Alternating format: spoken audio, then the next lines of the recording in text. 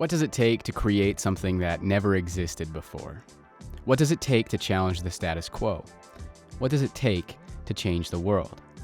This is the Swell podcast. We're passionate about the seed of an idea and how it swells into a movement.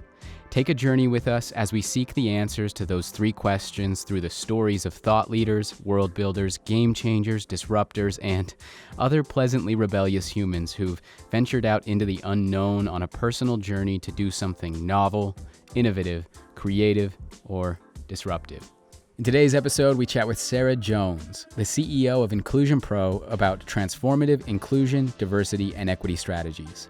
Sara was recently honored as a 2021 University of Utah Distinguished Alumni, Utah Business Magazine's CEO of the Year, and Diversity Initiative of the Year for Women in IT for eBay's Rise Up, Lift Up program. And if you haven't seen it, TED featured her TEDxSaltLakeCity talk about transracial adoption. It's incredible. I would encourage everybody to go check it out. Be sure to like and subscribe to the podcast, sign up to our newsletter at theswellpod.com, and get in on the conversation through all of the major socials at The Swell Pod. Our first season is made in partnership with Kiln. Kiln provides flex office space solutions for teams and individuals. Their all-inclusive set of amenities helps startups, creatives, and entrepreneurs alike get work done. Learn more about Kiln at kiln.co. Thanks for tuning in. We hope you enjoy. I wanted to welcome you to the podcast. I was actually at the TEDx session. Oh, you were? Both Josh and I think one of my older sons. I was on the thing. Oh, you were there with Josh. The third row, right at the front, and enjoyed every one of the talks, and especially your talk. You took us on a journey. We'd love to hear that story, potentially. For those who haven't heard it, yeah, absolutely. But just the story that you told around your own personal journey experience. But yeah, it's great to have. I'm super stoked to have you on, right? Like, it was so strange. There's an interesting story about Sara and I that it was just fascinating to me. I think it was you that realized from my last name who my grandmother was. And can I tell the story? You can tell the story. Yeah, Spencer, you're going to love this. I actually recognize her from the way Josh described her in his talk. Yeah. And I remember, because I had watched one of his practices, and I was like, wow, like everyone needs a grandma like that. She reminds me of Carolyn Taylor. Carolyn would have done that. Like, she is that person. And it's like, ding, ding, ding, like the synapses finally, I was like, wait, Josh Taylor, Carolyn Taylor, wait, I know your grandma.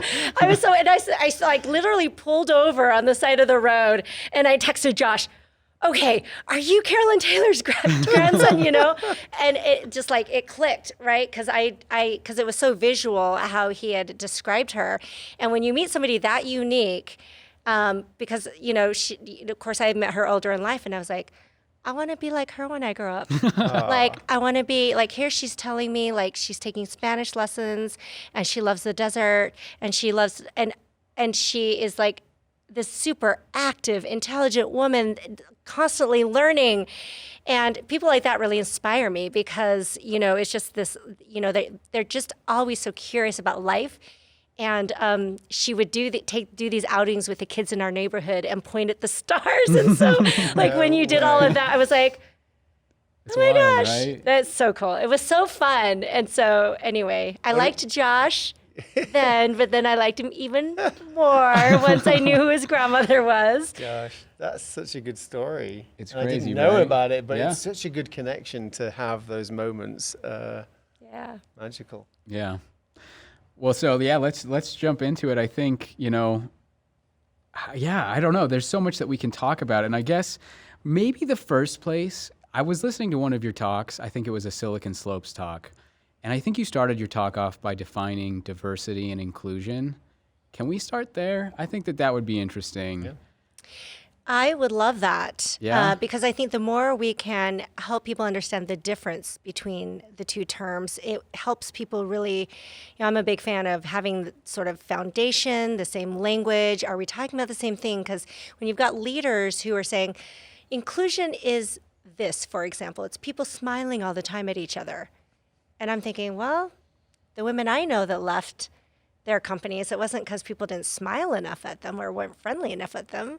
It's because when they wanted to give a great idea, they were invalidated, right? And so let's kind of get clear, because when they think they're doing diversity and inclusion work, there's some myths that sit around here, right? That if I just hire enough diversity, we become inclusive, which is false, right? One, they're usually hiring diversity in entry level, right from the bottom up.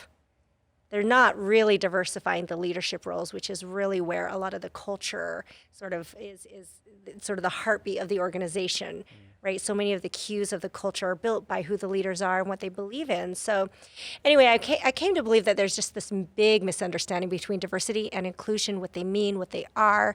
So I try to give very simple definitions so anyone can understand them. Diversity is the art of identifying characteristics, right? I can just do a sweep around a room, right? Our brains are just naturally wired to do that. We're doing that all the time, but it doesn't mean we're inclusive. And the difference is inclusion is the art of engaging people. So you can actually have a group that is what you would classically say is not diverse, be highly, highly engaging, right? And that's the problem, is like they're like-minded, they get each other. And so when you do diversify, that's where the challenge is how do I engage different mindsets, personalities, and really get everybody to that level of their best thinking, right? That's what we hire leaders to do in our organizations. So it's not different than diversity and inclusion. And the old way of doing it was always it's this side project, it's this initiative, it's this thing. Nobody ever really connected it to their own leadership skills of like, oh, it's my job to get the best thinking out of my team. HR doesn't run my team. I do, right? So I think having some clear definitions in what they are then helps you piece them together to say, okay, so then how do they work together, right? Why should you care? How does this impact you beyond just hiring really cool people, right?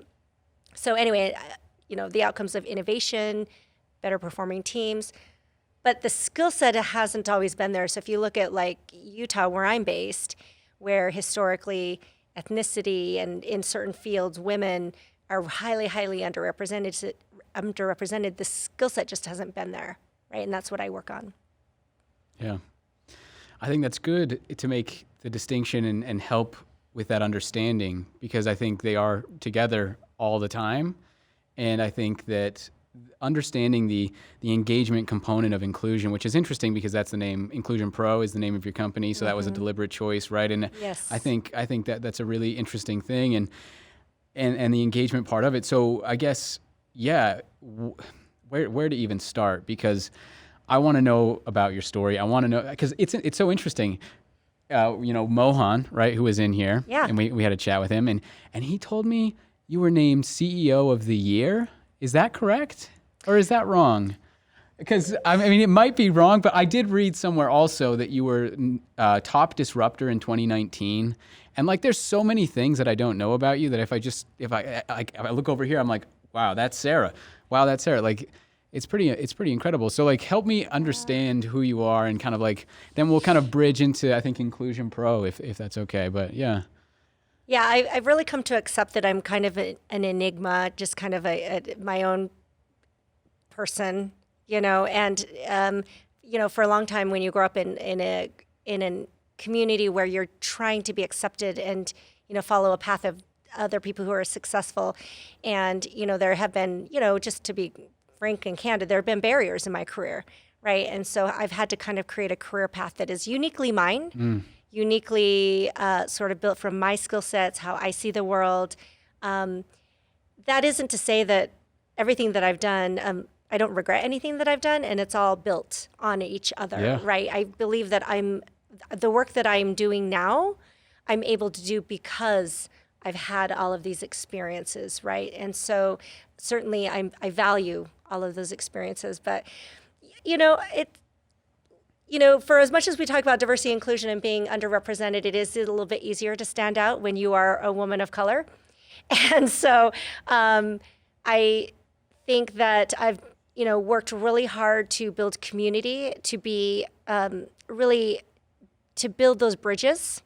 And I think that's what people mostly recognize. When I'm getting that, CEO of the Year recognition, and I was one of many honorees that year, so not just the one, but, sometimes it's like, really, I'm on the same list that like Aaron Sconard was on? Like, how, I don't always know how things happen in life, right? I just feel, grateful.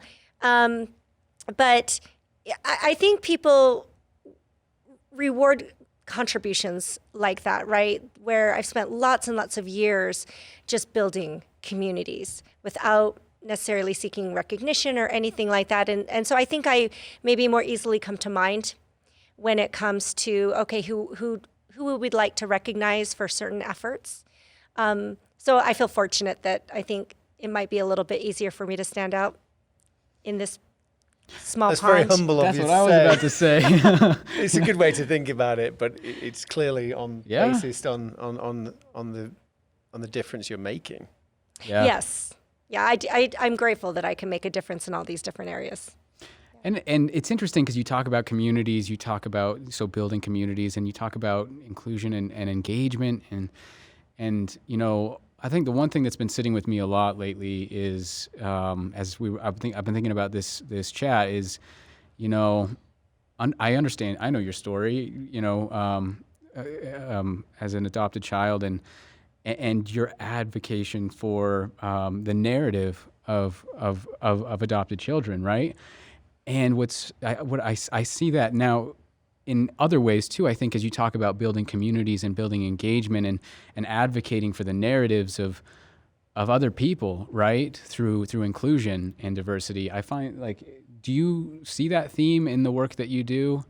Advocating for these narratives for other people through your communities? Is that a big part of kind of what you're I think, I don't know if it would be a gift exactly, but I think the thing I'm able to do is help people to shift a narrative in a way that they haven't necessarily processed. Yeah. But then when I present it, they're like, oh, that makes so much sense.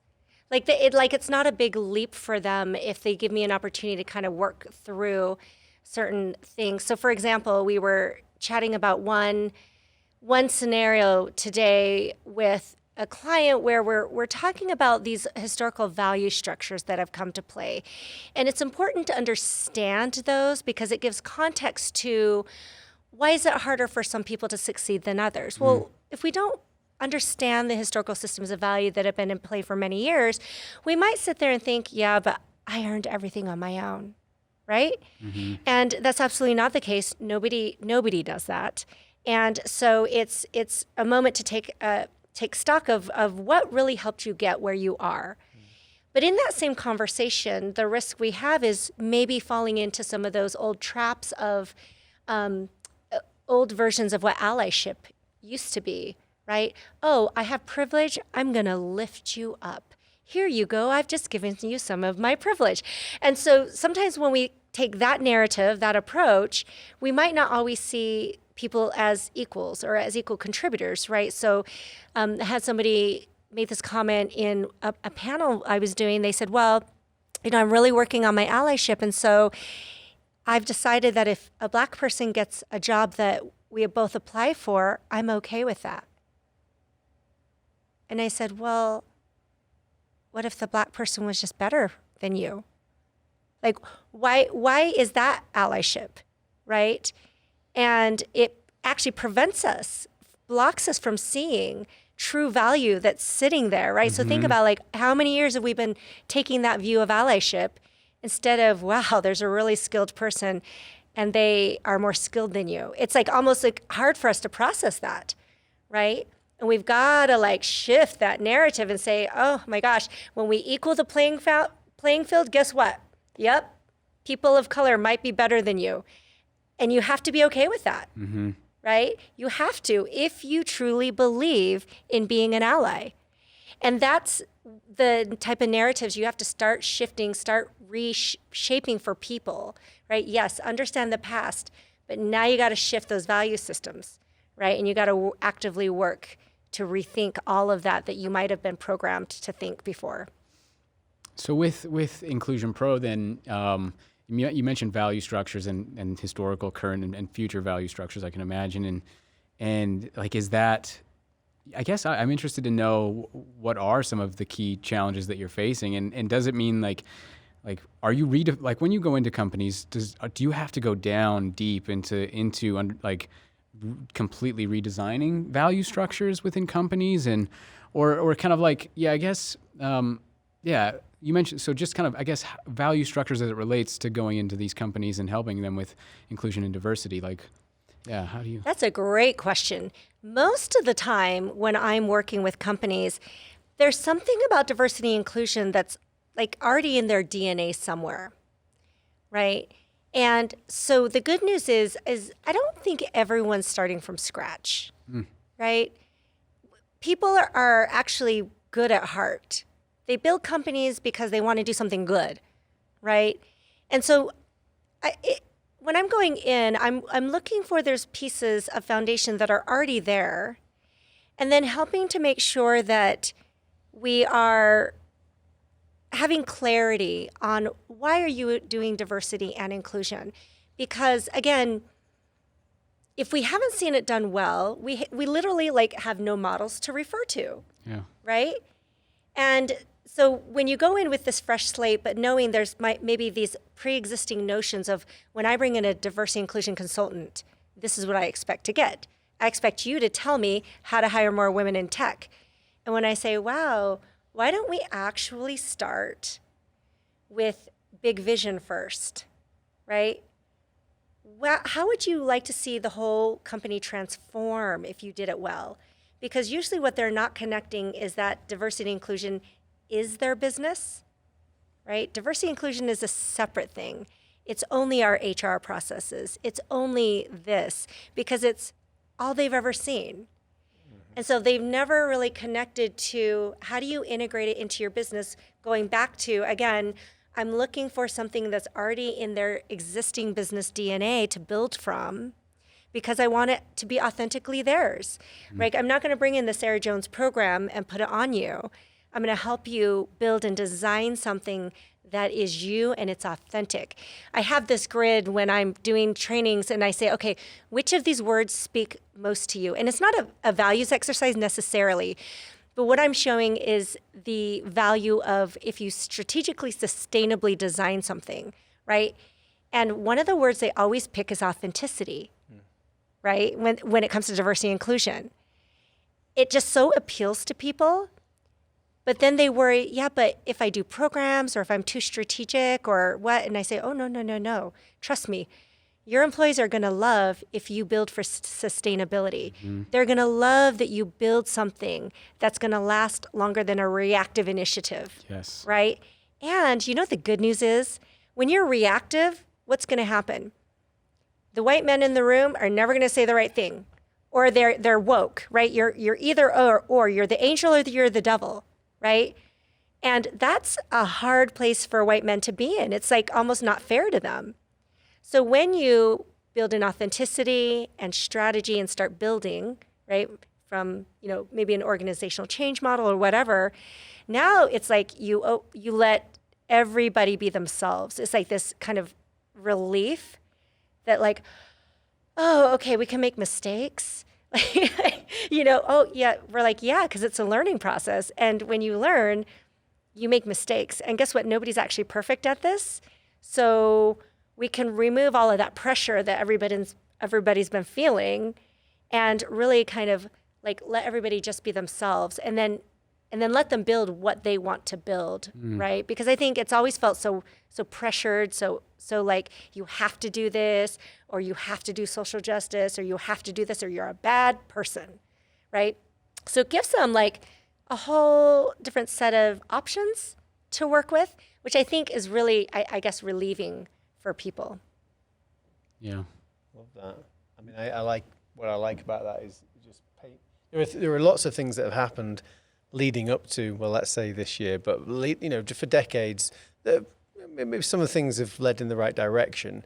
But right now is the time where those conversations, difficult conversations, are happening, and you're encouraging that to happen. We've seen people that we work with that have tried to do that, and constantly giving feedback. So kind of a bit of test and learn, using new language, new conversations, and getting constant feedback, but in a positive way, so that we can actually learn together. Yes. It's interesting. I still want to hear this story, by the way, Which for our one? listeners. Your story. Oh.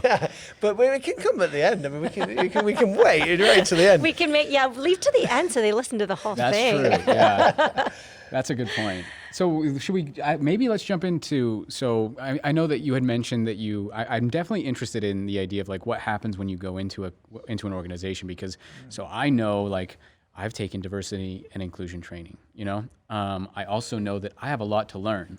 And I also feel I think some of that tension myself, right? Like I'm a little worried sometimes about saying the right thing and the wrong thing. So for me, understanding, how I can become an expert on inclusion, but also I'm interested to know, because like I think you mentioned you had a diversity by design or inclusion by design?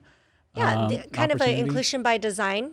Yeah, so being really deliberate about building that into, I can imagine, company cultures and things like that. So maybe let's start there, and then we can kind of go into, because I'm also interested to know, like, what does that look like this year, and how has the world completely shifted from your perspective this year? Yeah. In what you deal with. Yeah, I don't know.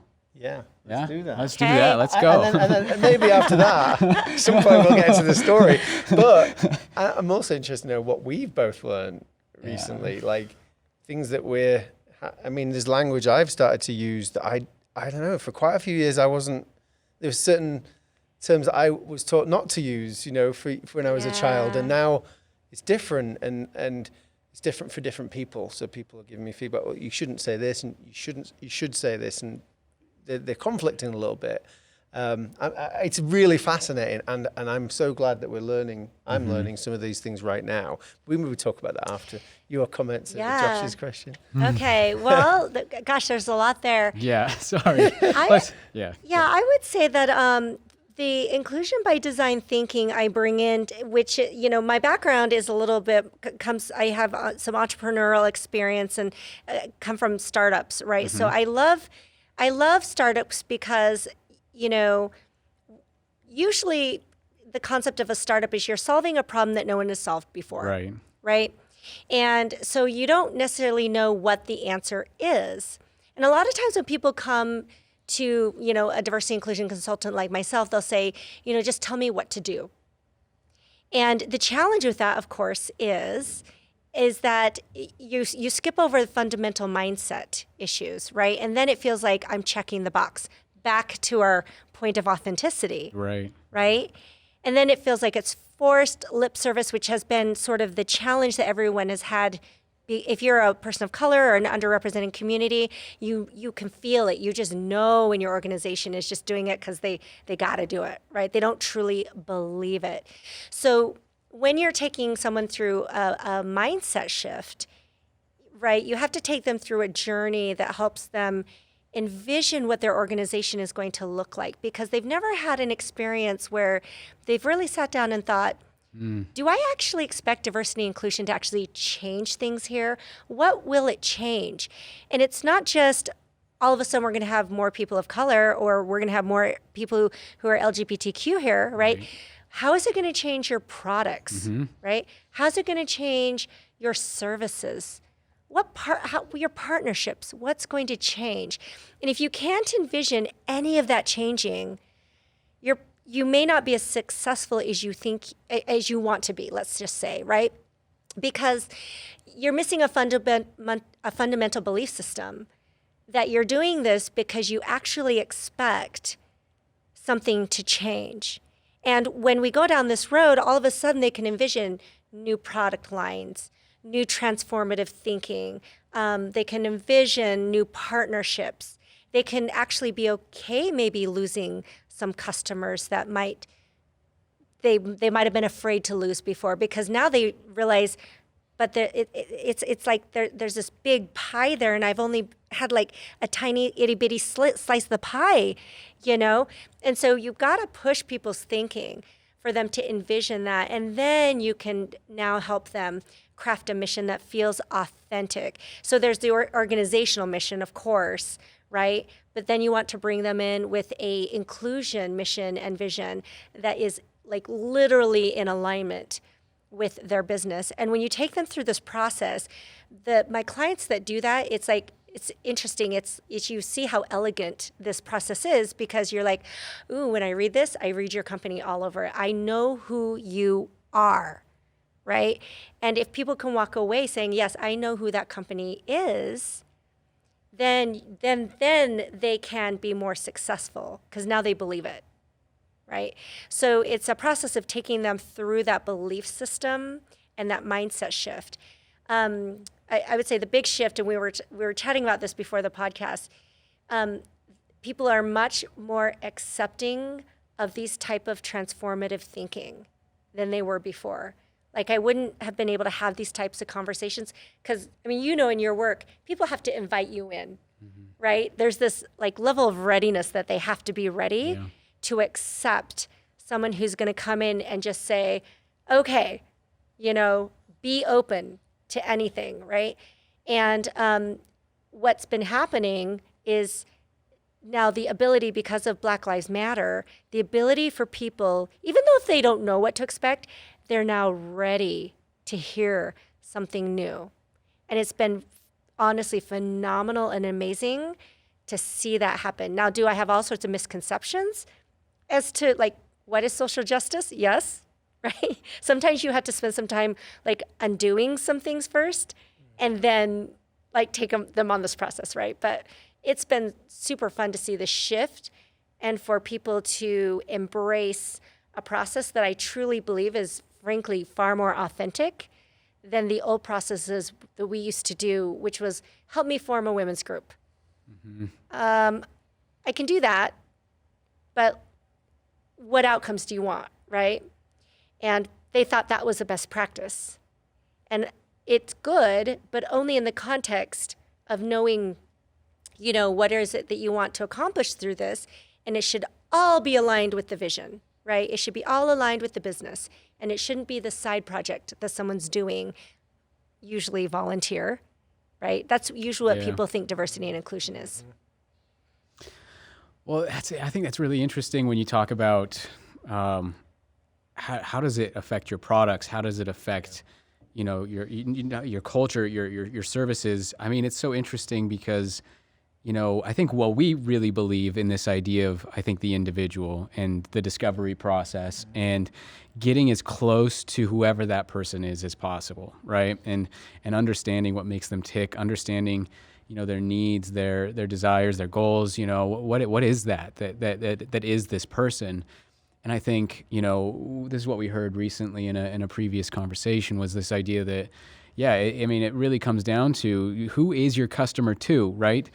You know, when you think about it affecting your products, you have to really understand that you're really getting closer to your customers as well, which I think is an interesting thing, right? I think, you know, as it affects your products through the conversations that you're having in discovery and building products for specific people, you know, it broadens this idea of, I guess, you know, or maybe not broadens, but it really gets really specific into, you know, helping you be more inclusive when you're looking at your customers as well, I guess. I guess that's kind of how I look at it, you know, when you start to look at how it affects your products, which is interesting, I think, to me, you know, does it get down to that depth of, I guess, customer centricity as well? Like the idea that it's going to affect your products, it also affects, like, you know, being even more specific and more inclusive for your customers as a company? Oh, absolutely. And that example is actually one of the ones I will use to help people understand the value of diversity and inclusion. You know, for example, when we started, you know,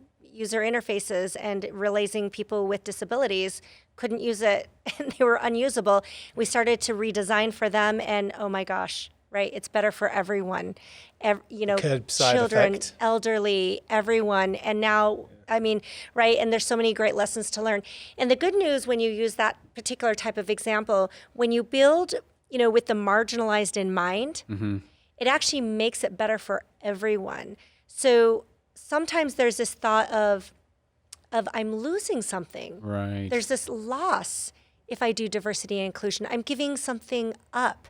And I don't know if people can see my hands, but oftentimes when we're thinking about recruiting and diversity, for example, right? What's happened is we've really created this narrow gate. And people assume if you do diversity inclusion that you're shifting now the gate over to a certain group of people. Well, now you're telling me I can only hire women and people of color. No, what you are actually doing is you're taking that gate and you're widening it for everyone. Oh, guess what? That also means more white men come in, right? And so it's this misconception of what you're actually doing. And there's been a lot of research that shows if you talk about values, diversity, inclusion, you actually do attract and source more people of color, more people from marginalized communities. But guess what?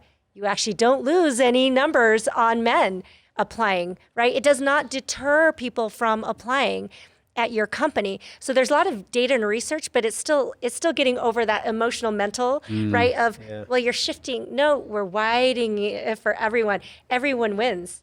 But you know what that also means? Now there's more competition. Yeah. Right?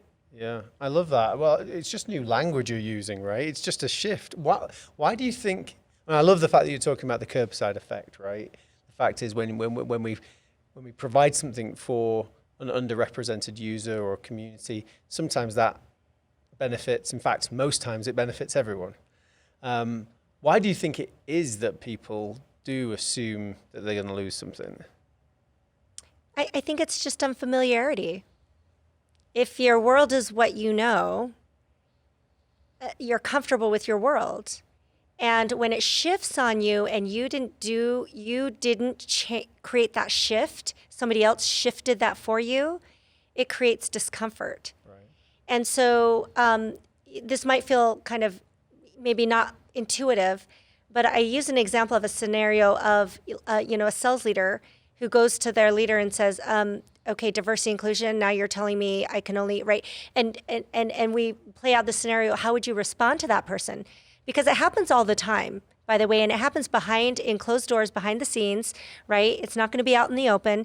And leaders who are doing diversity inclusion have to be prepared for this. And I say, how would you respond when that leader comes to your office and says, okay, what's going on? Like, why are you doing this? How do you respond?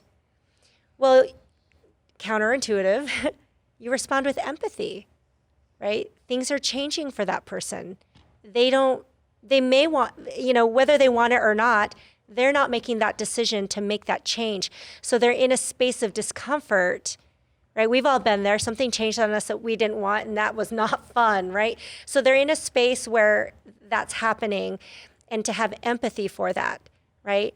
And then also to have empathy for the knowledge set that needs to be built for them to get to a place where they are able to sort of understand why the change is happening.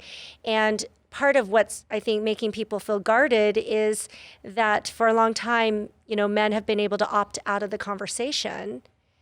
And, for better or for worse, right or wrong, whether it was right or wrong for them to do that, I'm not really arguing that. All I'm saying is, for better or for worse, they've been outside of some of these conversations.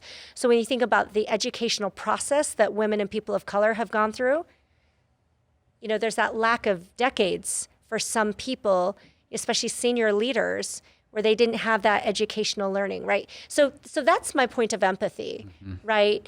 Is now we have an opportunity where people are listening and learning, and we can't expect them to be like all the way there yet. And so how do you build the right process for everyone to come along together? Hence inclusion, right? Because inclusion's for everyone. Everyone has a race. Everyone has a gender, right? And we've been just assuming that certain people aren't part of this important conversation. So that's, I think, some of the fun things I've been able to do is help people reshift that and feel like they can be more included in a conversation where they have previously felt, I guess, not included. Yeah, I love that. Just been recently reading, you also read it, the book by Annie Baptiste, head of product inclusion at Google, and she talks about, well, first of all, how important it is to feel seen. I mean, everyone wants to feel seen and be heard, of course. not just, in the room. Yes. But she also talks about, intentionally including everyone. And if you don't intentionally do that, then you unintentionally exclude people. Yes. It wasn't on purpose, maybe, right? In many instances, but it really opened my eyes up, in many instances. And there's been work that we've done around supporting and expanding products and markets with some of the teams external to underrepresented, well, actually black communities. It was there was some work we did that it really successfully, tapped into that area and helped a set of teams do this. But some of the feedback we got, which was interesting, was we can't read the poster because it's, for those that can't see, there's no transcript or there's no audio. So actually there's other groups. And that's what the book, of course, this book I was referring to, really, it isn't just one group. And actually, Black Lives Matter's helped others speak up now. So, for example, this group was a disabled network that then now have a voice. Yes. Because of Black Lives Matter. I find that fascinating. I think it's brilliant. Yeah, and I'm so glad that it happened again. I'm going to just have to say again, right? Because to the Black community, this is not anything new.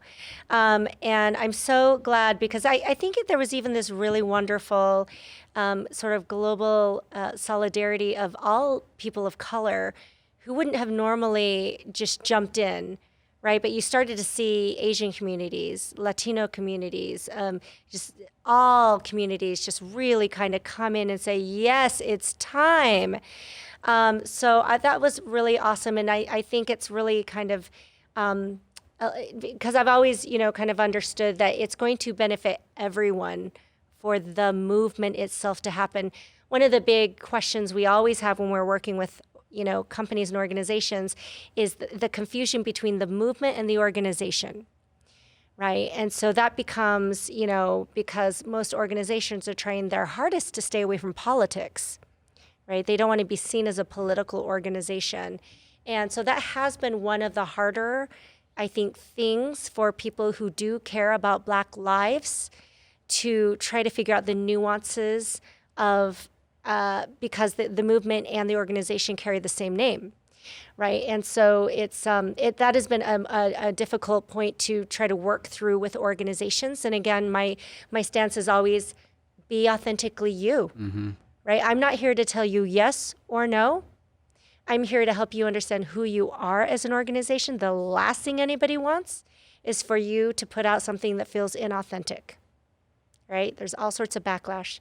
So that's been great, but it brings up the other point of the confusion of social justice and the role that has within diversity and inclusion in organizations. So we sometimes have to spend some time working through some of those areas to make sure that people really understand why they're doing diversity and inclusion, right?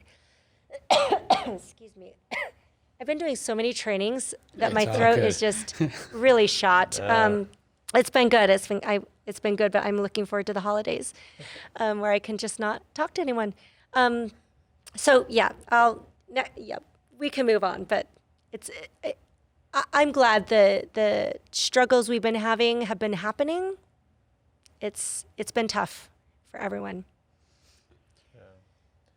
Yeah, I think speaking of being authentically you, Is this story time? this might be it. Oh, okay. So do you want to talk about kind of like, I think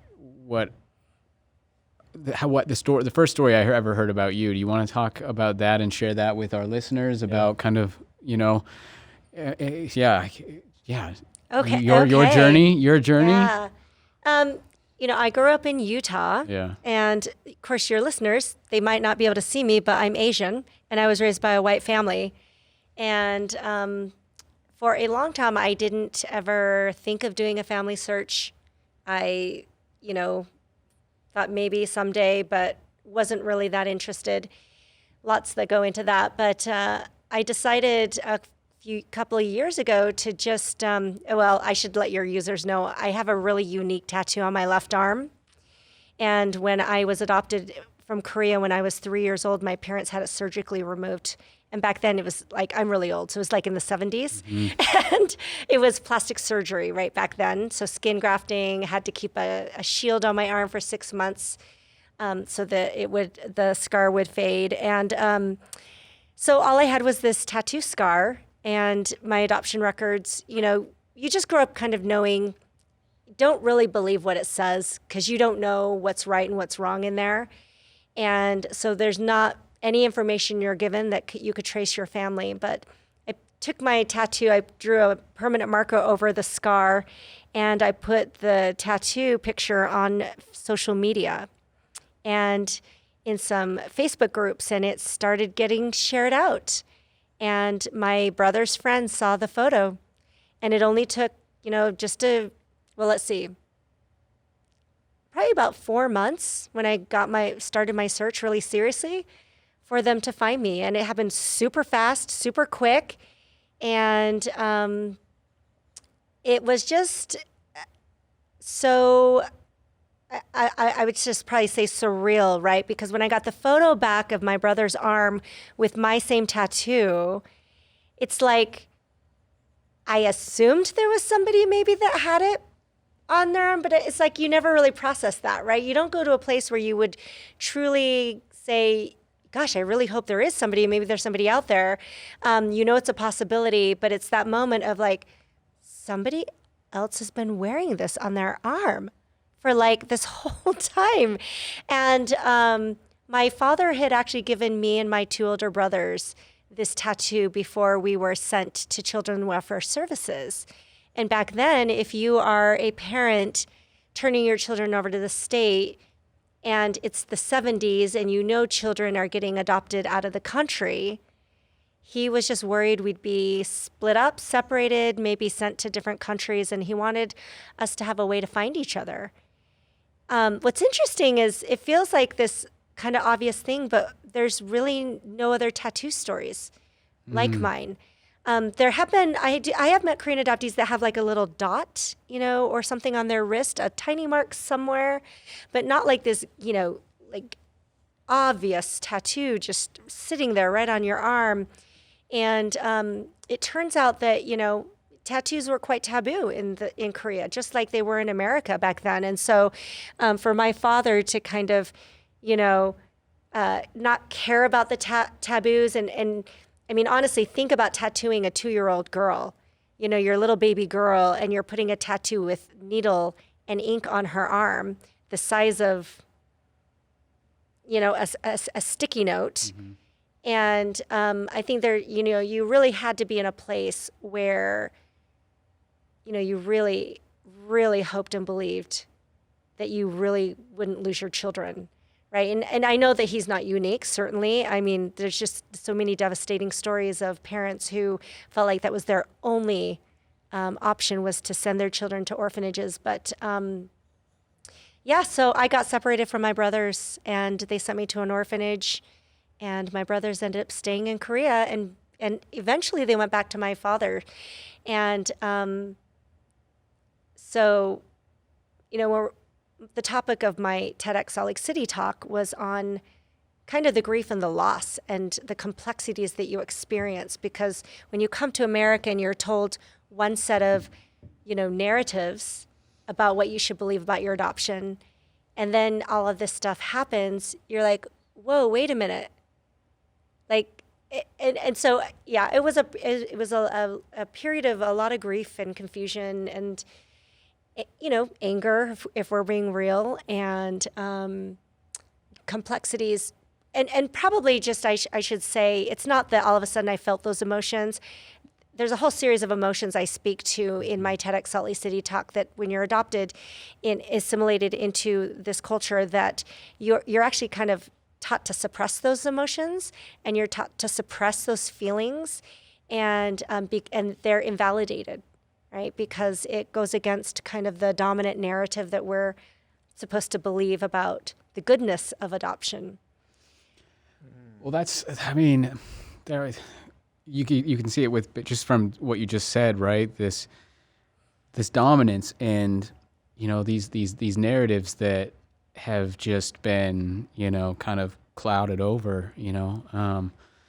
And I think that's why, you know, we can talk about it now. Like the TEDx talk went on to be featured by TED at a really strange time for the country, right? A really difficult time for the country.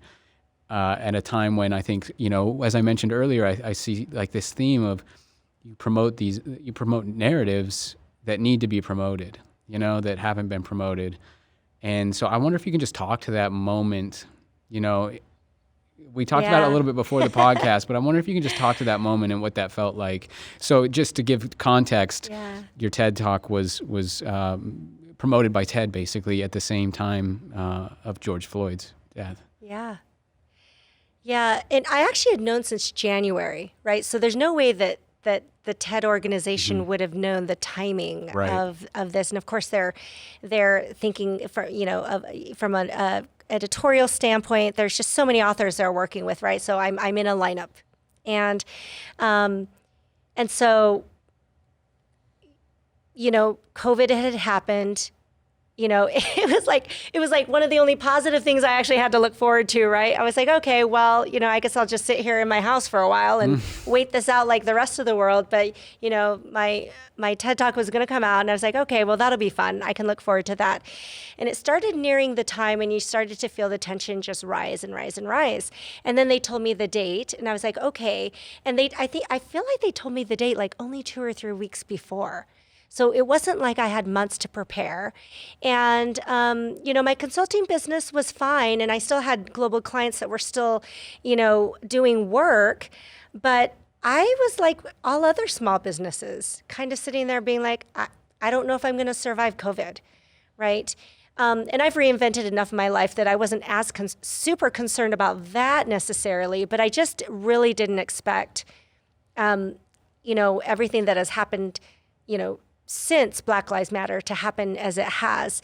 So it was the week of George Floyd's death. And, you know,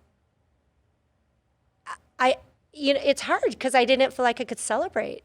And it's that moment where you're just really struggling to know, what do you do when the nation is suffering? And you want to be sensitive to that. You're trying to grapple with your own feelings around race and Blacks and just process all of that, right? Like many, many other people were doing. So it was hard. I kind of really just kept under the radar and I was like, well, you know, that's more important than me like celebrating. And if it's a blip, if it doesn't get that many views, it's fine, right? I'm just grateful that it's going to be on TED and I can still say I'm a TED speaker and it's fine. Well, it's interesting because I think Black Lives Matter, so a couple of things, right? The reason why it became such a big issue and so visible was because people were at home. They were on social media, they were watching things and so they had this captive audience in a way that they had never had before. We weren't as distracted. So that really helped the movement. And then I sort of benefited from that too, right? Because now the interest in racial experiences was like super, super high. Like I got like 500,000 views. I don't even remember the number, but like it didn't take me that long, like 5 weeks to reach 1 million views or something like that, which I assume is good. You guys are the... I think you'd take that. 1 million views, yeah. Would you take that? Yeah, right? And so I was just really stunned. And I had to do like no marketing at all because the nation was ready to hear stories like that. And, you know, I had expected, I don't know, Josh, if I was telling you, I was telling the group when we did TEDxSaltLakeCity, I said, adoptive parents are going to be all over my talk. I'm going to have to deal with so much like hate comments and stuff. And I got hardly any. Yeah. Like occasionally you'll get somebody that really like lashes out from an emotional space. I have so many adoptive parents that are like, Thank you so, so, so much. And, you know, this month, November, I got another bump because it's National Adoption Awareness Month, right? And so now you've got a lot of people who care about adoption, you know, seeking out stories and things like that. So it is such a strange turn of events. And I'm grateful that people are open to hearing adoption spoken of so differently, because there's like another talk on TED, How Adoption Worked for Me, right? And it's this gentleman from Nigeria, and he's got 1 million views. And I watched that talk, and I'm like, oh, wow, that just really drives the narrative that I'm really trying to like help people see has been really hard for a lot of people who have been assimilated and disconnected from a culture that they never knew. But I think it's important that people hear those stories. I think they need to hear all the stories, right? And my story is only my story. And a lot of people will come to me and they'll say, you know, I would really love for my spouse, sister, wife, whoever, to find their birth family. I think they really need it. And I'll say, well, but what do they want for their journey? Yeah. That's not your decision to make for them. That's their decision. And just because I found my birth family doesn't mean it's the thing that all adoptees should or do want, right? Let them own their own story, however they choose to live their story, right? And that essentially is my message. Mm-hmm. And so it's been interesting to see all the different reactions that people have. That's such an interesting real world situation where I have to say your story is just unbelievable, right? Like, and it opens my eyes hearing it, right? But at the same time that your story is getting all this, like, is being put out there, it's this other story, right? And I think that's the example, right? That is the example. It went back to this idea of, you know, your narrative, and then my story of adoption, this other narrative, right? And it's this idea of, you know, what happens if we're inclusive of all stories? And I guess, you know, if we were to bring it back to business, you know, and how can we promote that in the workplace, I guess, right? Like, where maybe it's not the time. I mean, yeah, maybe it's not the time for this story. Maybe it's the time to promote these stories or these people, right? And yeah, I don't know. But I would just offer that the thing that I've learned throughout my entire journey, and I'm a very different person now than when I was like younger, right? Like the barbs were there, the wall was there, the fence, like there's nothing you're going to do to hurt me. This protectionist kind of world that I used to live in because of, what I understand now to be the trauma of losing my birth family. And I'm a very different person now. But it's having gone through those challenges and the grief and really, actually accepting all of that as part of my journey. So if I were to maybe just reduce it down to a concept or theme that ties to inclusion, something I could do connect when I'm working with my clients is, at the end of the day, you're really trying to get down to a level of, not down, up, maybe up, up to a level of human connection. Because oftentimes what's missing in our business environments is truly understanding one another. So if I have let's say a white man sitting in front of me, right, it's not that my story's more important. It's that hopefully we can get to a place where we can really understand each other and understand each other's backgrounds and stories and realize, not all white men are the same, right? We've come to this place where we've really kind of, stereotyped a monolith and done this me against you thing, right? Instead of like this world where we can really have a deeper level of connection. And it's that level where you start to have the super interesting conversations and the super interesting like aha moments. And I just had one of those in one of my sessions today, and like she's crying, I'm crying, and we're crying in front of their, and I'm just like, whoa, and I'm the trainer, I'm the facilitator, right? But I'm having a moment of learning that is just like, I was like, oh my God, oh, thank you. And we're just like, crying together. Not that we're not trying to make people emotional, but what we're trying to do is sort of remove those barriers that have kind of existed for a very long time, right? where we can really start to value each other equally. And that's what's, I think, the most exciting part of it. Like, sure, let's diversify. Sure, let's do all of that. But when you can get it to that human level, that's when you start to have the richness and the depth that's possible, right? Everything else feels a little bit like checking the box to get it done. But that part is what requires the actual, like, work, you know? Yeah. This is giving me so many thoughts. I'm not sure what to say. Lots of things that it makes me think of. I came across, we both came across a leader that wants to try to talk about leading with love in the workplace, because the barrier for years and years was that she couldn't do that. You just had to adopt whatever has been done before, right? The narrative of tough business men and women. But she personally wanted to be, true to herself, to lead more with love. How important is that in the workplace? But that's what you're really describing. A key part is to actually be more human and more open to sharing how we feel.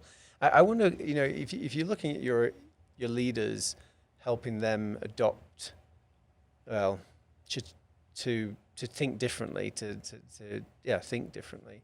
How important is it between telling the human story and the business case? Like, is it equally important?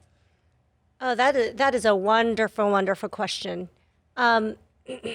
Usually when you have a group of leaders, not all of them are going to go all the way to the human, look, I'm going to have some people that say to me, but we do this because it's the right thing to do. And I say, okay, but it's always been the right thing to do. And we haven't been doing it. Are you ready to hear that hard truth, right? That's like a hard truth that, like, oh, you're right, we haven't been doing it. So, I understand where that's coming from. I'm a good person, right? That's where that's coming from. Don't tell me I'm not a good person. And so it's not that, look, most people in the room are good people, but because they haven't always seen how diversity and inclusion works or good examples of it. So for example, they've probably seen good examples of good processes or good hiring processes. So they have a frame of reference somewhere to understand what's good and what's great, right? So most of them are coming from, I've never actually seen diversity and inclusion done well before. Like, I have no reference point. It's always been this thing that HR did, and I never really saw myself in that or as part of that, or I never saw a reason to do that, right? So I'm fully 100% aware that there's a lot of people in the room that are like that. And so my job is to help them care. And sometimes people need to care because they understand how it will benefit the business. Now, some people listening to this might say, well, but that feels like check the box. And I'm like, well, not really. If you understand the foundation of diversity and inclusion, it should benefit your business. And I'll have some of the leaders say, well, I feel kind of bad monetizing, like making revenue. I'm like, why? Like, if you can help people succeed and perform better, do better at their jobs, have more monetary success in the things they're creating and they feel like they're contributing more. Now, yes, do it authentically. Do not co-opt and do not, appropriate things. But if people are succeeding, then that's ultimately your goal. And you should see that play out in so many different ways, right? Your businesses, your products, everything should improve. And we shouldn't be made to feel guilty for that, right? So the business case, but sometimes it's the starting point for some people, right? They need to say, well, but I need to understand how this connects to the business and work. I'm like, that's fantastic. Let's work on integrating the vision with your business vision then, right? Because that's truly what's been missing for most of what people are doing in D&I. They've never actually integrated. So I'm like, fantastic. Let's talk about the business case. Now let's integrate it. And now let's give each of the business leaders objectives around it, right? And now let's build accountability in all the leaders so that HR is not expected to do everything, right? So now you can start to see how you scale and sustain across a whole organization instead of just having it at one little like siloed focal point, right? So it's actually not a bad place to start, but I would say it's probably the place that a lot of business leaders need to start for them to feel like it's worth investing their time and energy, right? Which is a very kind of logical executive mindset. So I'm not bothered by it, but it's a very common thing that people need to be convinced of. Maybe always having both ready, right? Yeah, The human side and the business side. And the business side, I've seen leaders not see the fact that it actually helps build new customer segments. It can actually make a difference to communities that were never served and creating those new opportunities. But yeah, I think both are critical. Yes. Yeah. Yeah.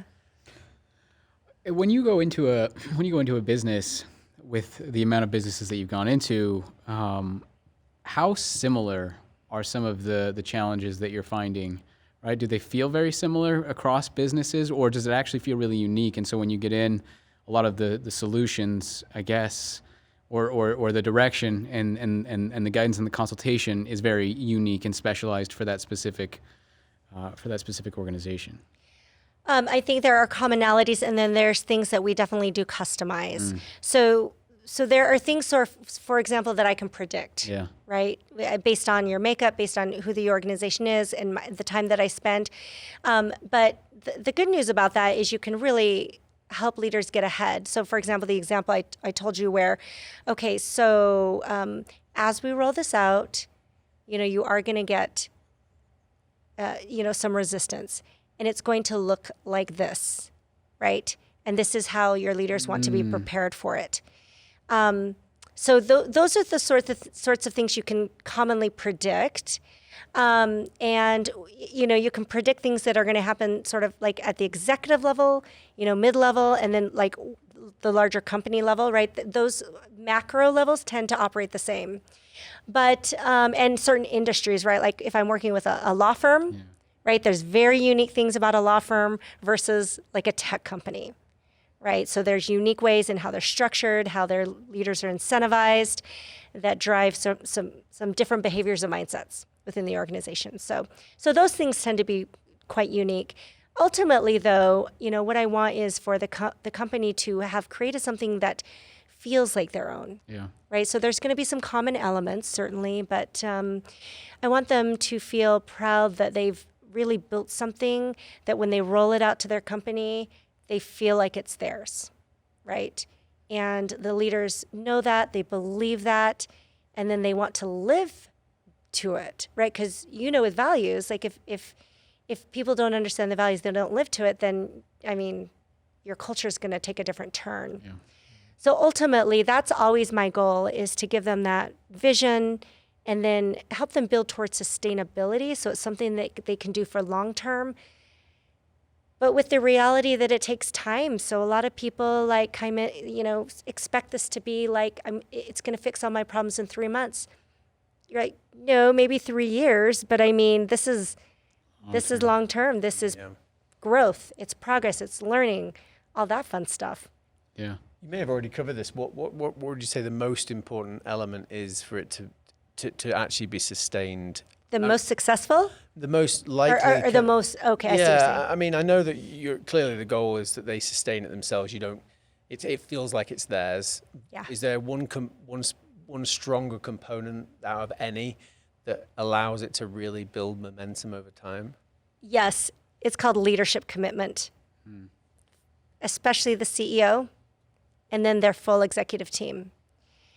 If you don't have that, it is incredibly hard, right? You can still create incremental results, but if you are wanting something that is transformative and influences all areas of the organization, you're not building something for women and people of color. You're building something that influences an entire organization. And that requires the leaderships to be fully on board and invested, and to really have that commitment. And people know the difference, right? Your employees know the difference. They can feel it. They just know. And so that's, I would say, if there's an ingredient out there that really is going to make the difference between success and something that feels less than success, it is absolutely leadership commitment. And one more question. I know you have one, Josh.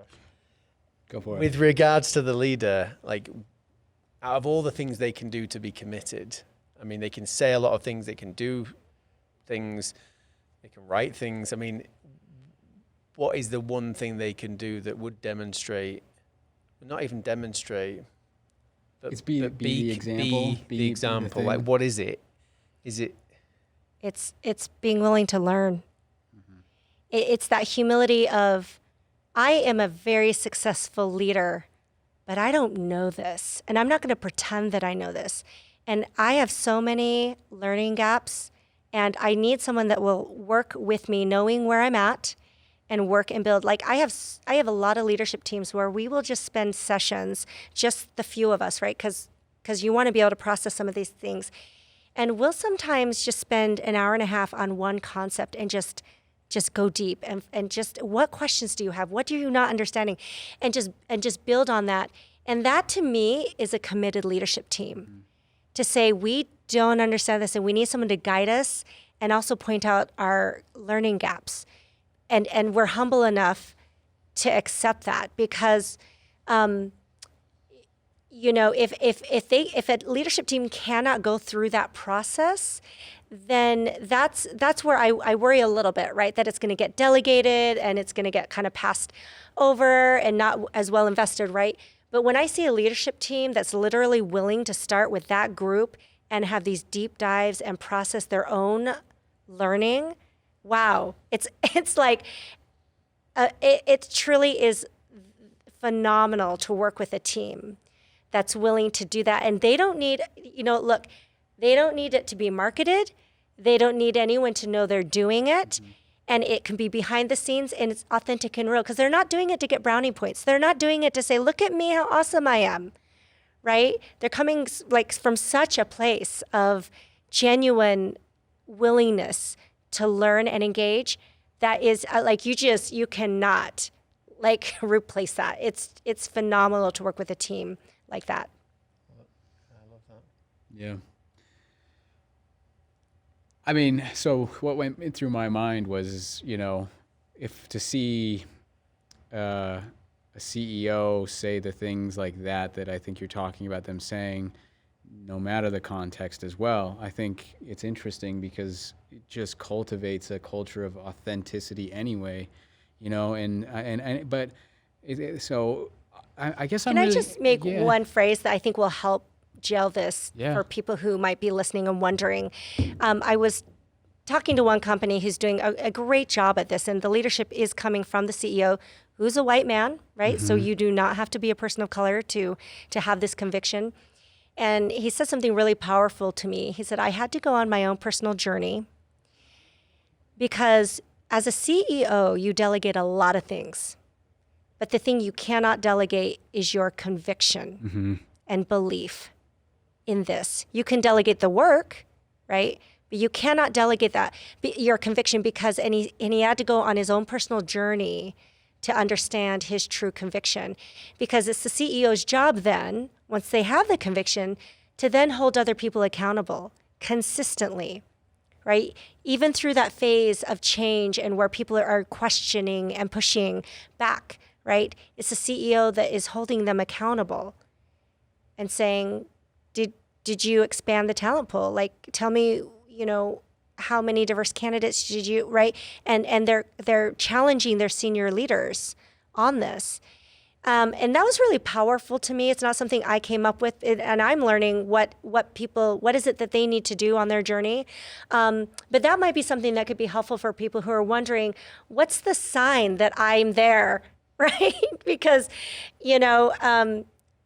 I think Black Lives Matter has really humbled a lot of people, and they're like, okay, how can I ally, and when do I know that I'm there? And I think that's it. And you don't have to, and to be clear, you don't have to be even perfect or even know, for example, all the pronouns, or you don't even have to be at that level of knowledge to be at that level of conviction. And that's what I think is really, really powerful when you find that moment.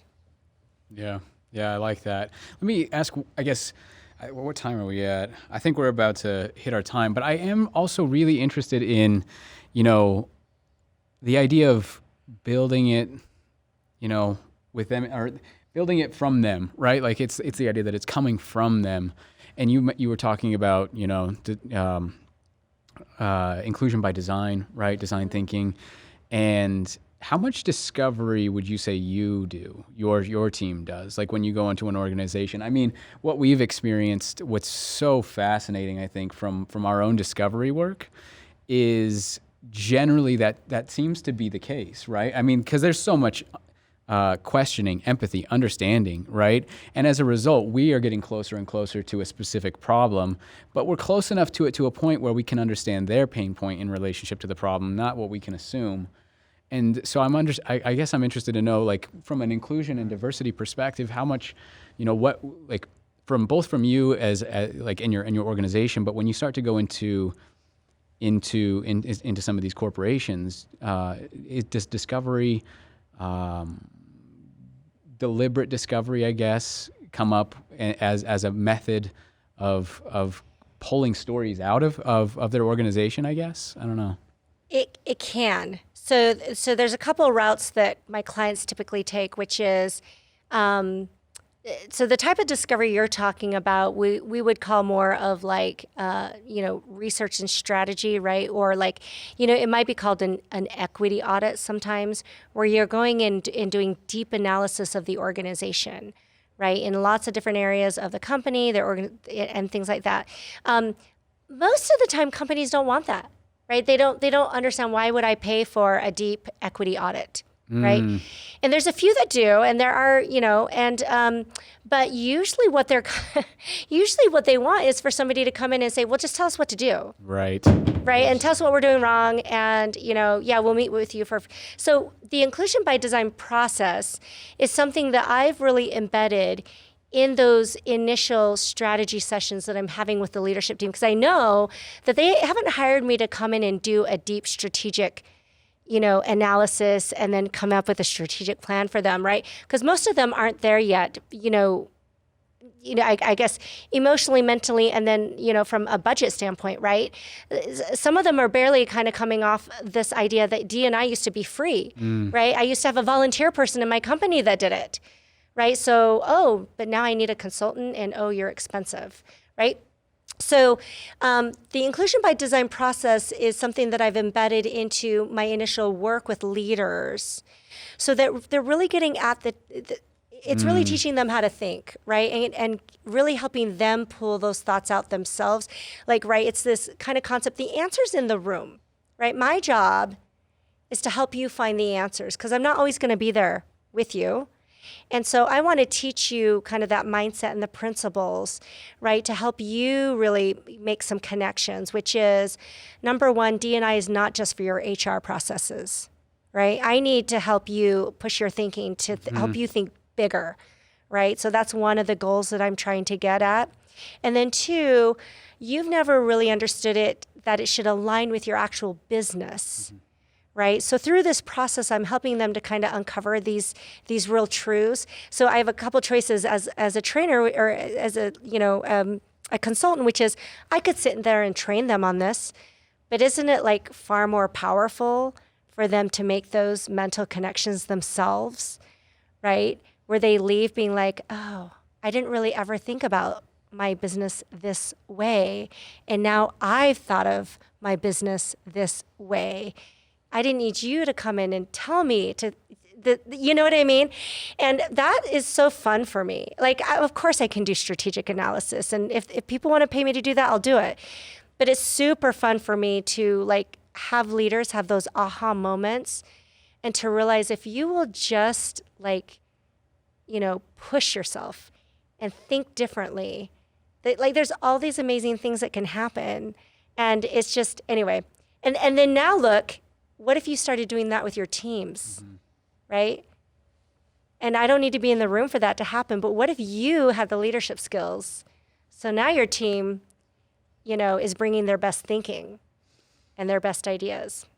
Can I draw a pattern and a parallel to something? Because it's so fascinating, I think, what you just talked about. Because, we talked to M. Capito. Yes. Yeah. And in her conversation, she talks about the idea that, you know, some people who come to her, you know, they have big questions, right? They have big questions.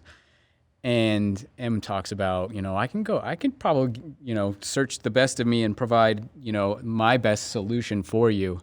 But all I'm going to do is give a question back. And then, you know, in thinking about resiliency field trips, for example, is this journey to find that answer.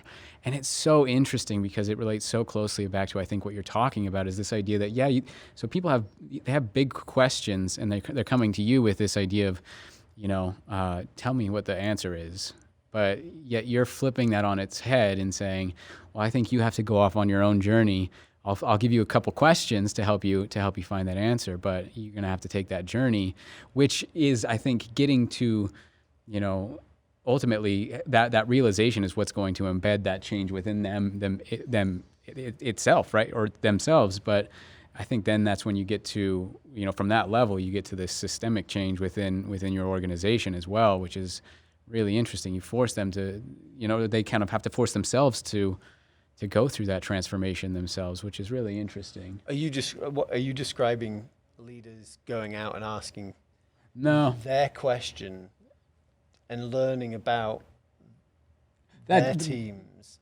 Like, I mean, what is their question? It's a big one. I'm more specifically talking about what Sara does, going into the organization and providing questions back, saying, you know, give you the aha moment yourself, because at that moment you're going to change, right? Like you will understand the value of this, as you mentioned, right? But then you know, you can imagine how that then cascades and waterfalls down. Waterfall may be the wrong word, but then flows through the rest of the organization. Like if I've had this aha moment as a leader, you know, how can I enable that and facilitate that with the rest of the organization by doing almost the same thing, I guess? I don't know. It really is mindset, you know, and people come to me with, you know, you're going to give me a checklist, right, to make sure I don't do the wrong thing. Because truly they want to do this and they're afraid of doing it wrong. And they think that, well, you're going to tell me what to do. And we'll have lots of trainings on like racial equity, for example, deep, you know, self-reflective. And they'll say, that was a great training, but you didn't tell me what to do. And that's right. But what we're hoping for is that people will do the thinking. That's where the hard work is, the conviction, the thinking, and then know how to and also remove the fear of doing it perfectly, right? Okay, but what do I say to Black people? Well, okay, I can't sit next to you all day long, so you're going to have to think through and dig deep and be okay if somebody comes back at you in a way that you didn't expect. And you need to build the leadership resilience, right? And you're going to say, oh, that didn't go the way I wanted it to, but I'm not going to let it keep me from trying again, right? Because that's where we start to shut down and stop and say, that didn't go the way I wanted to. I'm going to give up. Nope, I tried, right? And that's what we're really doing, is building leadership resilience, because when it comes to diversity inclusion, it's almost the hardest type of work because it's emotional and strategic. So anytime you're trying to combine something that is intellectually makes a lot of sense, right? When I lay out strategic thinking with people are like, oh yeah, that makes sense. But now you're dealing with everybody's emotions. Yeah. Everybody comes to D&I from a different perspective or have had really bad experiences with it before and they're just holding that in, right? And so you're having to work through a lot of emotions that you know are sitting there, right, to get them to do a strategy. Yeah. And that's why chief diversity officers in companies actually is one of the highest turnover roles, because it's so emotionally and mentally taxing if they don't have all of that support from their leaders, right? So what they don't fully understand is I'm preparing them that if they do bring a chief diversity officer, they're now prepared for that person to actually succeed. I said, no chief diversity officer wants to come in and have to do this work with y'all, right? They want you to have done that work, to have gotten that conviction first, and then know when I come into your company, I'm going to be supported. I'm not going to have to be fighting an uphill battle, right? Yeah. And so it's really helping everyone win by building that long-term sustainability. So people don't always know that's what I'm trying to do, right? Because usually you're trying to work with hearts and minds together at the same time. Yeah. So it's a lot. Yeah. I love that. Do you have any other do you have questions? I don't have an. I know time is up probably. Well, you go. I'm just going to go back to that where my head was going, which wasn't the same place, but in relation to the question that leaders, I'm curious to know what questions you do ask the leaders. But I'm going to jump to the solution. A solution I think is key to authenticity, and it actually roots to a story. I'm not sure if I've told you, Josh, but one lady said to me, for 20 years. A black employee who said, for 20 years, I never laughed the way that I laugh at home in my workplace.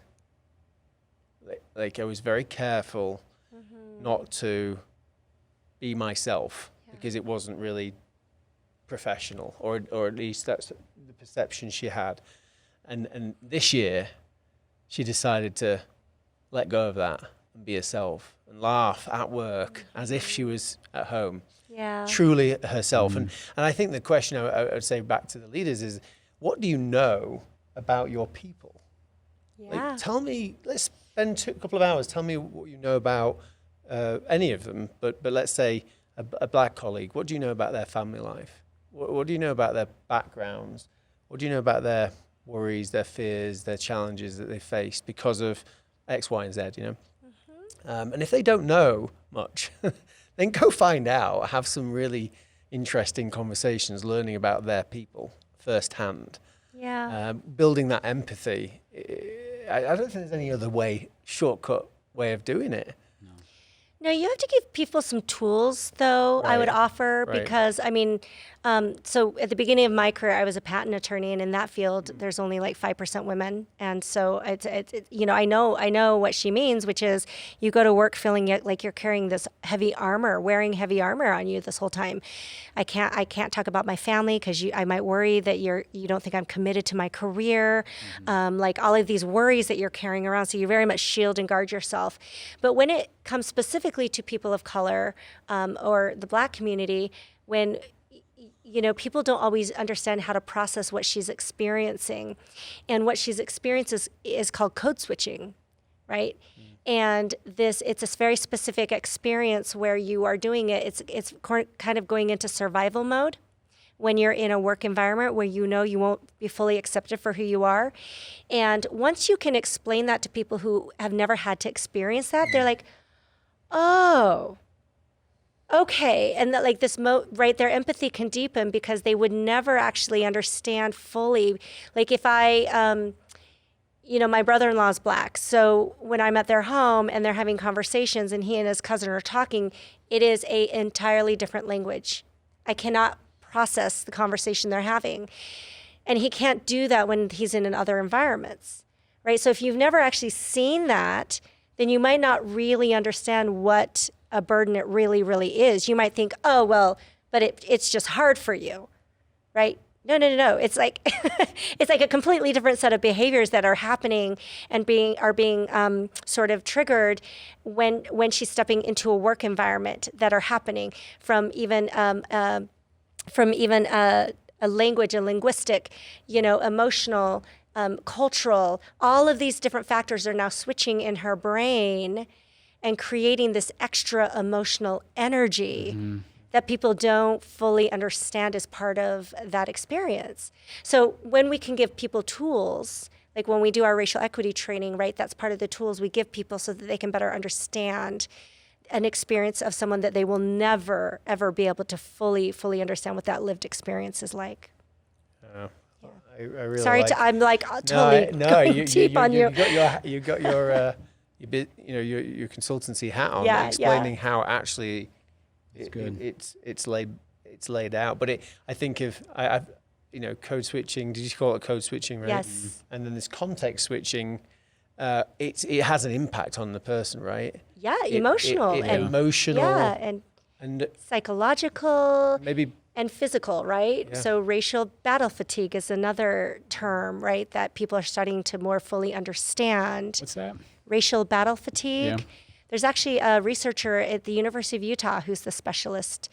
I don't want to say the name because I'm afraid I'll get it wrong, so I don't want to say that on the record here. Okay. But he is here in Utah and the foremost expert on that experience and really tying it to mental and health and a lot of other socio-psychological effects that really truly affect our health, right? So anyway, it's been just phenomenal for people to be, open to really more fully understanding experiences that they may have never even considered before. Yeah, it's the type of thing you'd hope to think that it would come into onboarding, like maybe even before the day of onboarding, but we often try to fit an individual to the organization's identity, right? Force them into the identity, force them into the company or corporation's values. Or even worse, make them sort of put it on them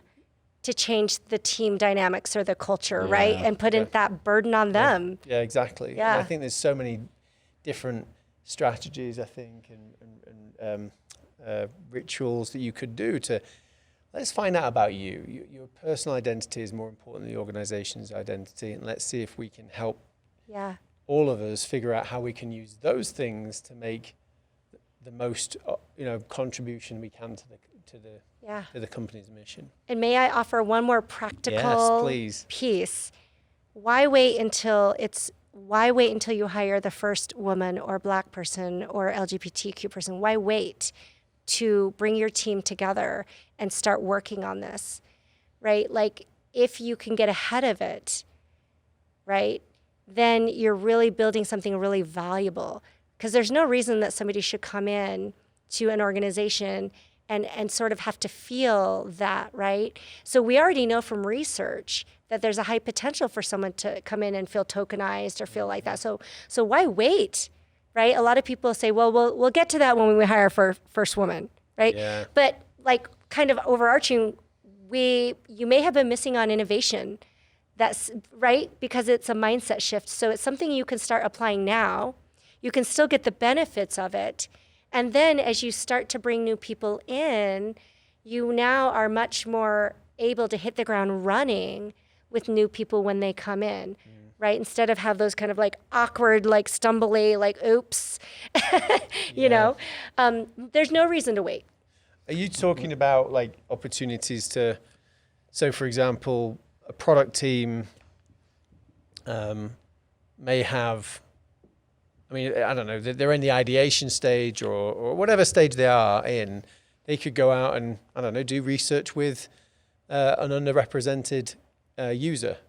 Or, they could start to think about what haven't they got right now represented in their small little team. Yeah. You're talking about those type of practical things? Yes, and even their team interactions and environments, right? You can start applying those inclusive behaviors right here on your team, right? There's things that you may not be doing well, and you're doing like a top-down approach, or there's people's voices that you're shutting down, or there's people who are introverted that aren't being heard, right? There's no reason to wait to build those skills. They'll still benefit any organization.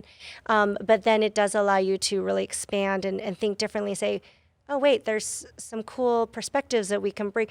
Because, so for example, a lot of companies are, let's say not heavily ethnically diverse, and they want to build relationships, right, with multicultural communities. Well, and they want to send the person of color to do that. Well, why?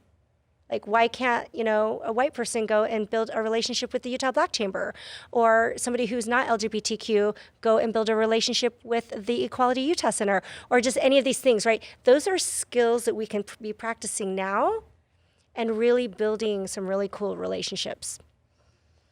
I really like that. Are you finishing it up? No, I'm gonna say I think time is gone. We this is such a great conversation. We can keep going. We are running out of space, though. I'm worried that it's going to cut off before our conversation is over. I've only got one more thing. You go for your last question. No, I don't have a last question. Honestly, I thought this was a great conversation. Kind of opened up my mind a little bit, in ways that I don't think we would have gotten without a long conversation like this. Like, it seems like the only way you can get there is to have is to just start talking and sharing. And, I'm going to, it's not even a challenge, but go back to that question around the leaders being the most important.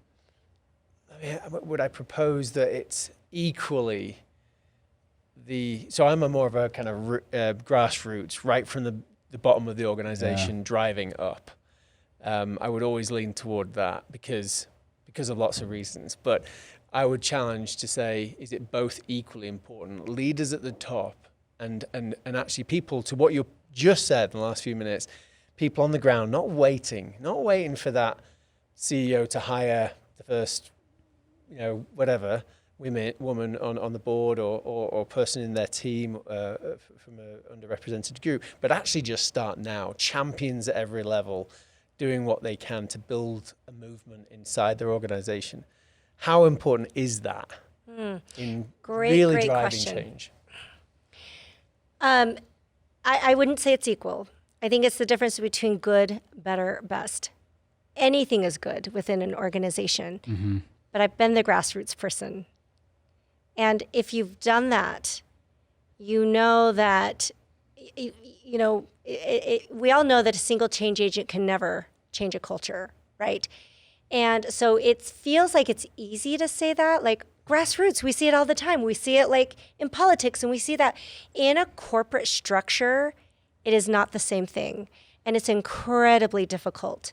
And the other thing that it does is it tends to create a version of diversity and inclusion that isn't as impactful, because they, as well-intended as those people are, they also don't necessarily have the strategic insight into how to make it something hugely impactful. So then you start to get into these interesting conflicts of, they care deeply about social justice, and that's a good thing, but in a corporate structure, it can actually create this misalignment, and it can create this situation where the executives are at odds with their employees, because and the leaders are like, well, but and no one wants to see an organization that kind of goes down that road, and so it really puts those folks in a grassroots role in kind of an unfair position, right? Because they're trying to do a good thing, but it depends on what the leaders think about what they're doing.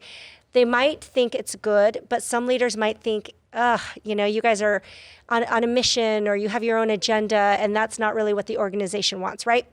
So there's all things that can go sideways with that. I call it the incremental approach. I think, if most leaders will say, wonderful, go do that. But now you see what the problem is. Now that we've had this whole discussion, it's disconnected. There's only a few people that care. It's usually women and people of color, right? And now the rest of the organization, and if you're 95% white, and let's say you're 70% male, you've now got a whole swath of your organization that's disengaged. So ideally what you want is for the leaders to create a vision that everyone can get behind, everyone can align, and that there's a place for everyone to contribute, right? And so that's, I think, the best way that you marry the leaders with the grassroots. That takes time, right? So I don't want to pretend that it's easy. I don't want to, this is not rainbows and bubbles. It's hard. It's hard work. But ultimately, you get a lot more impact, because now you understand how it ties to your business, right? Now you understand, like if I'm doing a women's group or any ERG, now I understand, there's a really powerful way to do this that ties all the way into leadership. And I didn't even know that, right? So now you are better able to connect the dots into how everybody can work and partner together, right? And you start to see the actual transformation happen, which also includes changes in leadership and diversifying leadership all the way into, top leader roles. So it's cool when you can bring all of these pieces together and find a way for everybody to contribute. Even the white men, right? They now feel I'm involved, I'm part of it, I'm included, right? Because it's about all of us, being able to operate at our best. And it's really nothing more than that. It feels super simple to say that. But it's nice to be able to say that too, right? Instead of we're doing this because we want to help people of color and women. Yeah. No, that makes sense. I agree with that. You probably know where I was going with this, Josh. We talk about this maybe another time when we have you back on at some point, if you're willing to. But the Swell model that we look at is around how do you build out maybe a journey, a movement of change that is more strategic. It's grassroots. I mean, when I say grassroots, it's right focused on the individual. The individual. But there and is a team of individuals, and yeah, there is, to the point though. There is a strategy. Like, there is a strategy that's aligned, right? As that long as it's connected to an ultimate destination, a vision of meaningful and purposeful value, right? Like, I think that relates back to the business, right? Yeah. Like, what are you trying to get to? And what are those touch points and programs that can help you build an unstoppable, really, kind of change? So part 2 of this conversation is going to be equity. Okay, because equity is a term that's very misunderstood. And when I paint the vision for people, it's about the individual. Yeah. And anyway, there's a lot of misconceptions, but that would ultimately be where you take this journey, right? Most people are starting with diversity, inclusion, and then when you build the right foundation, they're ready for equity. So that's part 2. It's a very deep topic because it can be very misunderstood, but it's super cool when you can get people to that level. Then it becomes this very individual, personalized experience. Interesting. So yeah, I want the part 2. Yeah. What are you doing tomorrow? Let's see. Sleeping, not talking. I'm serious. Maybe we need a part 2, but I don't know. We'll chat about it. We'll figure that scheduling part out. Not tomorrow. That's why I do the work I do, and next that's. That is the biggest piece of good news for white men who are so afraid of diversity and inclusion. And when I sit down and I explain equity, they're like, oh, it's like, and it's just exciting. If we can get to that place, everyone wins. Yeah. So wonderful. Seriously, thank you, Sarah. It was amazing to chat with you. Quick shout to, where can people find you? Where can people follow you? Is there a call to action from you? All right. Well, let's see. This was a very deep conversation. We'll do the easy stuff first. InclusionPro.com. I'm on most social media. Sara Jones. My picture will be Asian. TED.com. Go watch my TED Talk, please. That would be great. Share it if it moves you. And then a call to action. Spencer, you brought up a really great point around grassroots. And I do not want to discount the power of your voice. Many of my clients come to me because their employees are bold, because they're asking their leaders, what are we doing around social justice?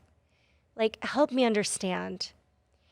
And so I do want to honor the people who are truly trying to be allies, truly trying to make a difference. In my world, I believe some of the biggest difference we can actually make is in our own workplace. And sometimes we think we have to be solving things like police brutality. Most of us aren't equipped to do that, but we certainly should be donating to efforts if that's something we believe. But most of us actually have more power in our workplaces. So I want to, to the extent that grassroots is powerful, it's because people use their voice to ask their leaders, what are they doing? And that has made a lot of difference for leaders to not just be okay with the status quo. So if there is a call to action, I think it's probably that, to keep speaking up, because leaders are listening. And that has been one of the most exciting things that I have seen happen over the last months. Keep speaking up. Wonderful. All right, well, that's a wrap. Thanks for hanging out with us. We hope you enjoyed today's episode of the Swell podcast. Be sure to like and subscribe to the podcast, sign up to our newsletter at theswellpod.com, and get in on the conversation through all major socials at the Swell Pod. We'll see you next time.